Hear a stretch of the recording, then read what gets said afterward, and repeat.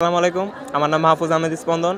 আমি university library school and কলেজের ছাত্র, দশম শ্রেণীর ছাত্র, বিজ্ঞান শাখার। আমার নাম পিয়াস সরকার। আমার নাম সানিম রহমান। আমার নাম রাফিদ আহমেদ আয়ান। আসসালামু আলাইকুম, আমার নাম ফাহিম মুহতাসিম। আমার নাম জিসান ইকবাল। পরিবেশটা মাশাআল্লাহ অনেক সুন্দর, বৃষ্টি পড়ছে, ঠান্ডা হালকা আবহাওয়া আছে।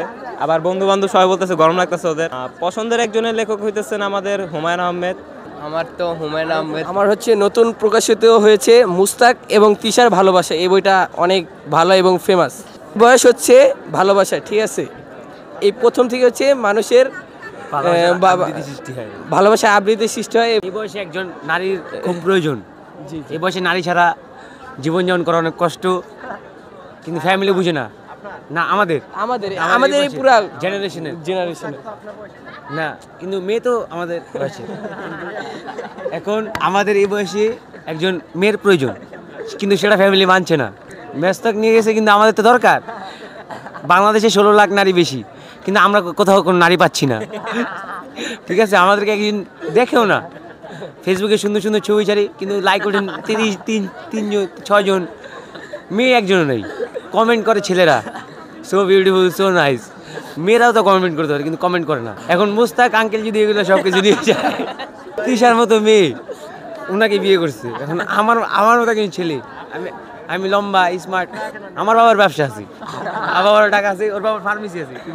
তুমি যেগুলো বলছো ওই সব নিজের আবেগ খাটায় বলতেছে, ঠিক আছে। আসলে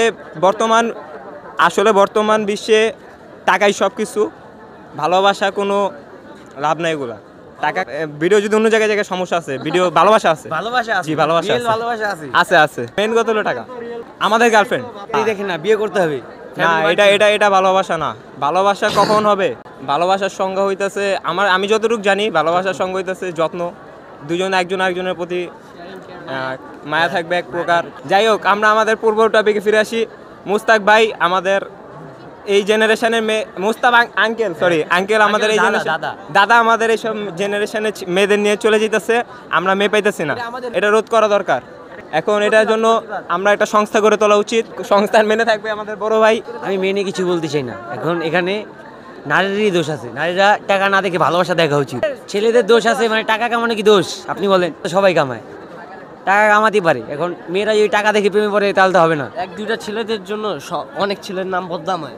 এই যে আমাদের ভাইস প্রেসিডেন্ট কথা বলতে, আমার এগুলা নিয়ে কোনো বক্তব্য নেই। আমি এগুলাতে নেই। আমি সুস্থভাবে পড়ালেখা করে প্রতিষ্ঠিত হব না।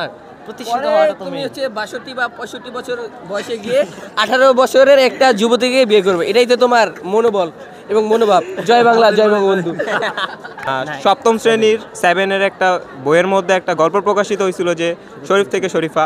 ওই গল্পের মধ্যে মেনিয়া ছিল যে একটা ছেলে ছিল, সে ছোট থাকতে নিজেকে মেয়ে মনে করতো, কিন্তু আসলে মনে মনে নিজের মেয়ে মনে করতো, কিন্তু বাইরের সবাই তাকে ছেলে বলতো। এখন মনে মনে নিজেরা সে একজন পাখিও মনে করতে পারতো, কিন্তু বাস্তব হইতেছে সে একজন মানুষ। আমাদের ইসলাম ধর্মে এইসব উল্টাপাল্টা মানে প্রমোশন করে না, এটা শরীয়তে জায়েজ নাই।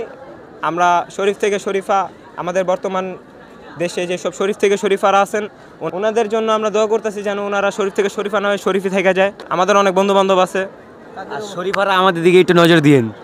হ্যাঁ, শরীফ থেকে শরীফা না হয়ে জেনুইন যারা শরীফা আছে তারা আমাদের দিকে নজর দেন, তাহলে আমরা শরীফ থেকে শরীফা হব। এত সুন্দর সুন্দর সুদর্শন কয়েকটি ছেলে দাঁড়িয়ে আছে, তারা মেয়ে পাচ্ছে না দেখে শরীফ থেকে শরীফা হচ্ছে। তাদের জন্য আমরা শার্ট পরে আসছি, কিন্তু একজন পাঞ্জাবি পরে আসছি, তার মানে বুঝতেই পারেন। তাহলে বুঝতেই পারতেছেন, সে নিজের শরীফা খোঁজার জন্য সবাই আমাদের পরিবেশটা বাদ দিয়ে সে পাঞ্জাবি পরে আসছে। আবার এমন ভাব নিতেছে, মনে হয় কিছু বুঝতেছে না যে